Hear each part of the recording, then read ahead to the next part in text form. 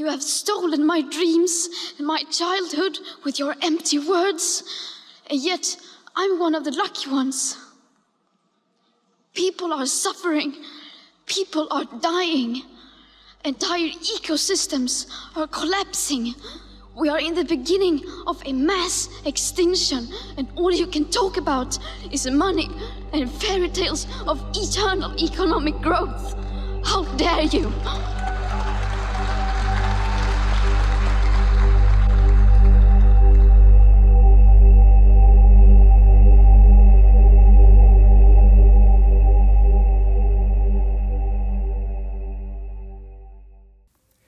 Climate emergency declarations, Extinction Rebellion, Fridays for Future.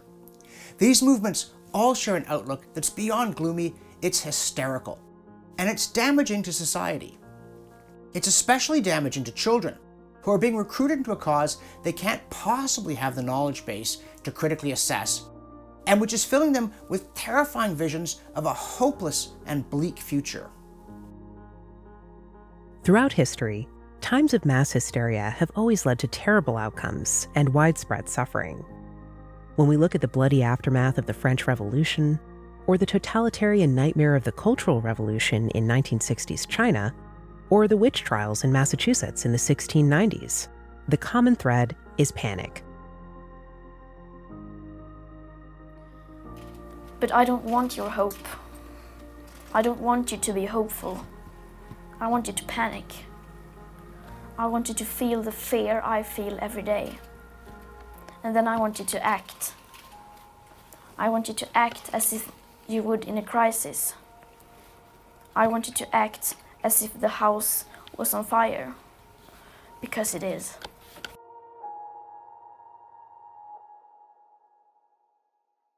And if you try to ask questions or push back against this kind of rhetoric, you'll be attacked as a denier or worse. Don't you know we're out of time to think? But it's at the moment when panic is at its worst that we are most in need of taking time for rational thought. So let's risk being called names for a few minutes and try to think this one through.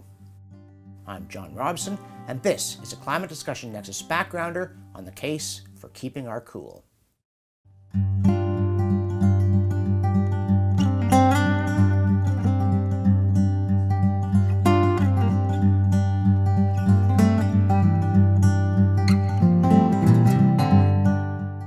Suppose, it's implausible, but suppose you're new to this topic of man-made global warming or anthropogenic climate change, and perhaps you don't have a lot of scientific training.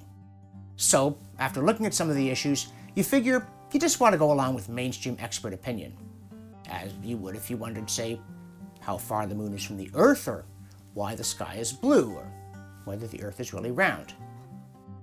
The trouble is that you'll soon discover, if you don't get shouted into a pigeonhole first, that the mainstream on climate change is actually a large and complex river with many currents and eddies. If you pick any specific topic, such as whether climate models are accurate, or how ocean currents affect climate, or whether global warming is good for plants, you'll find that there isn't actually one orthodox view. There's a broad range of opinion among scientists.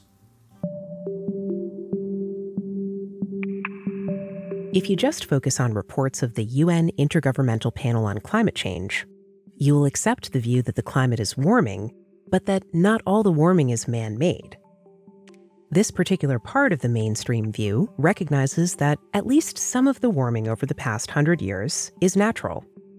It claims that at least half the warming since 1950 is probably man-made, but before 1950, it may have been mostly natural.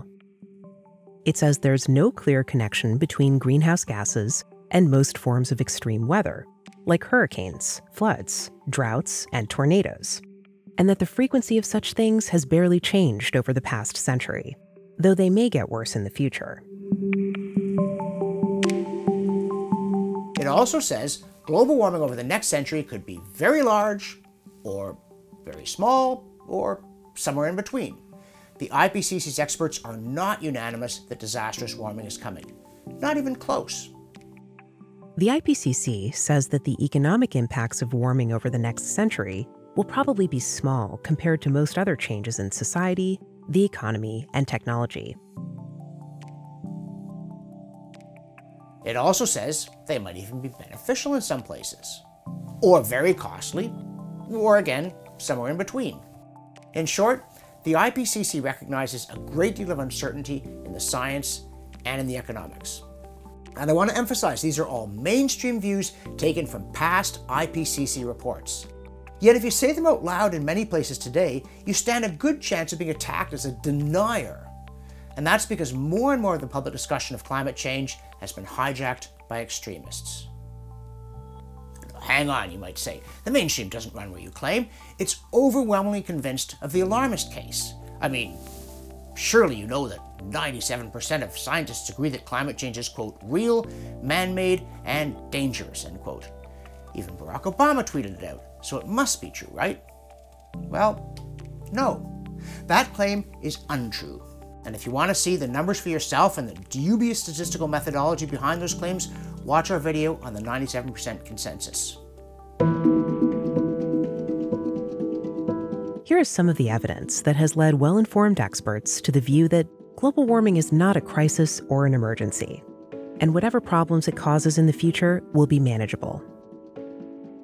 While we're living in an era of gradual warming, there's lots of evidence that there have been past intervals in places around the world just as warm as today.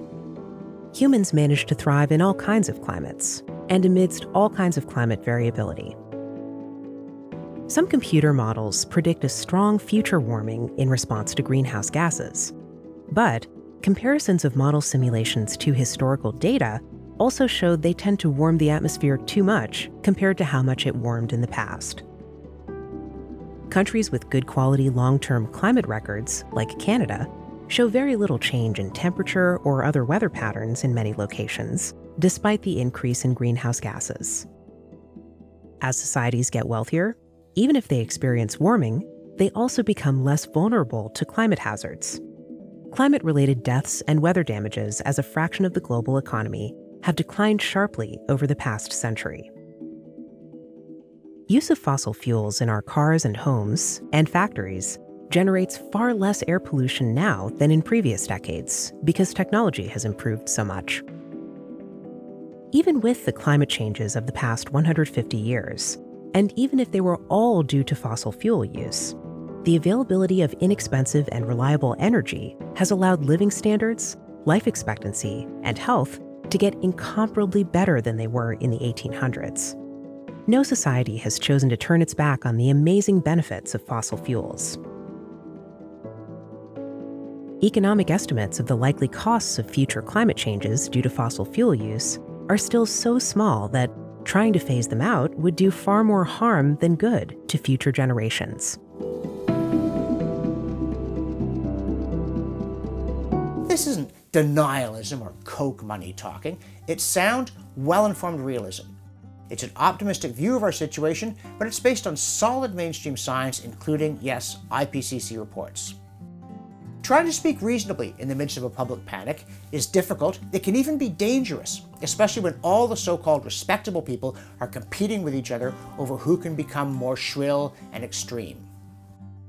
Because if the emissions have to stop, then we must stop the emissions. To me, that is black or white. There are no grey areas when it comes to survival. Either we go on as a civilization or we don't. But the real threat to civilization is a loss of civility, which causes reasonable people to stay silent when panic starts to engulf society. So, my challenge to you, wherever you are, in whatever corner of the world, whether your voice is loud or quiet, push back against the panic, politely but firmly, and invite those around you to take a cool second look at things before we do things that could easily cause far more harm than good. On top of that list is panicking. For the Climate Discussion Nexus, I'm John Robson.